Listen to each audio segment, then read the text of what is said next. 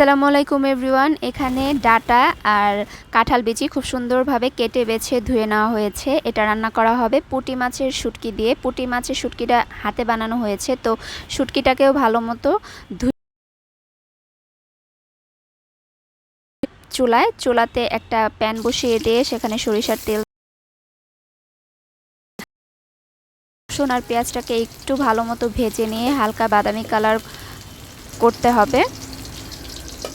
এটা হাতে বানানো পুঁটি মাছের শুটকি, সেজন্য শুটকিগুলো একটু এরকম হয়ে গেছে, এতটা মানে আস্তে আস্তে থাকেনি। ধোয়ার পরে শুটকিগুলো একটু ভেঙে ভেঙে গেছে। তো এখন শুটকিটা দিয়ে দেওয়া হলো। শুটকিটা দিয়ে পেঁয়াজ রসুনের সাথে ভালোভাবে একটু নেড়েচেড়ে ভেজে নেওয়া হচ্ছে। ভাজার পরে এখানে অল্প একটু পানি দিয়ে দেওয়া হলো।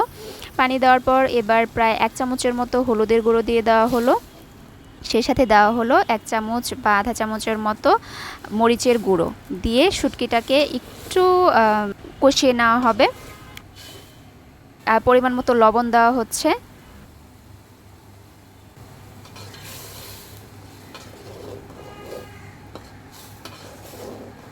এখন দিয়ে দেওয়া হবে কেটে বেছে ধুয়ে রাখা ডাটা আর কাঁঠালের বিচি।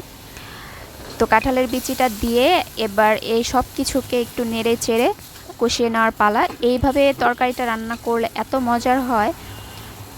ঢাকনা দিয়ে ঢেকে দেওয়া হলো। ঢাকনা খুলে বারবার একটু নেড়ে চেড়ে নেওয়া হচ্ছে, ভালো মতো কষিয়ে নেওয়া হচ্ছে।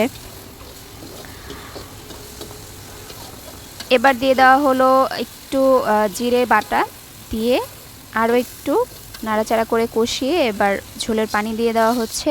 যদিও এটা ঝোল রাখা হবে না, এটা একদম চচ্চড়ি মাখো মাখো চচ্চড়ি করে ফেলা হবে। তো সিদ্ধ হওয়ার জন্য একটু পানি দিয়ে এটাকে একদম ঢাকনা দিয়ে ঢেকে দিতে হবে ফুটে ফুটে যতক্ষণ পর্যন্ত না এটা চচ্চড়ি হয়। তো দেখুন কত সুন্দর একটা ফ্লেভার যে বের হচ্ছে, আর খেতে তো ভীষণ মজা হয়েছে। এখানে মুরগির মাংস কেটে সুন্দর মতো ধুয়ে নেওয়া হয়েছে। মাংস রান্নার জন্য কড়াইয়ে দিয়ে দেওয়া হলো সরিষার তেল, তারপর দেওয়া হচ্ছে তেজপাতা। এখন দেওয়া হবে পেঁয়াজ কুচি আর অল্প একটু রসুন।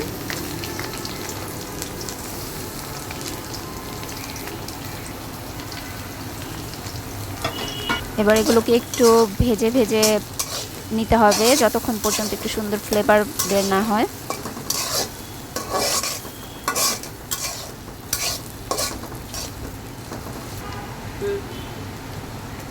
এবার দিয়ে দেওয়া হলো দারচিনি আর এলাচ। এলাচটাকে অবশ্যই একটু ফাটিয়ে দেওয়ার ট্রাই করবেন, এতে করে এলাচ থেকে খুব সুন্দর একটা ফ্লেভার বের হবে। তো এলাচটাকে আগেই ফাটিয়ে নেওয়া হয়েছে, তো তারপর এখানে অ্যাড করা হয়েছে। এবার দিয়ে দেওয়া হচ্ছে পানি। পানি দিয়ে এবার একে একে সব ধরনের বাটা মশলা যোগ করা হবে। তো বাটা মশলার মধ্যে প্রথমেই দেওয়া হচ্ছে জিরে বাটা, তারপর একে একে রসুন বাটা আদা বাটাও অ্যাড করা হয়েছে, সেটা শ্যুট করা হয়নি আমার।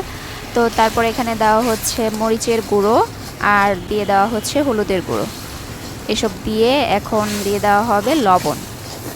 লবণটাও পরিমাণ মতোই দিতে হবে। সব ধরনের মশলা অ্যাড করা হয়ে গেলে মশলাটাকে ভালো মতো আগে কষিয়ে নিতে হবে, একদম যতক্ষণ পর্যন্ত না তেলটা একদম উপরে ভেসে ভেসে ওঠে। ভালো মতো মশলাটা যখন কষানো হয়ে যাবে তখন দিয়ে দেওয়া হবে এখানে মুরগির মাংস। এই তো মুরগির মাংসটা দিয়ে দেওয়া হলো। মুরগির মাংসটাকেও এখন ভালো মতো মশলাটার সাথে ভেজে ভেজে কিছুক্ষণ কষিয়ে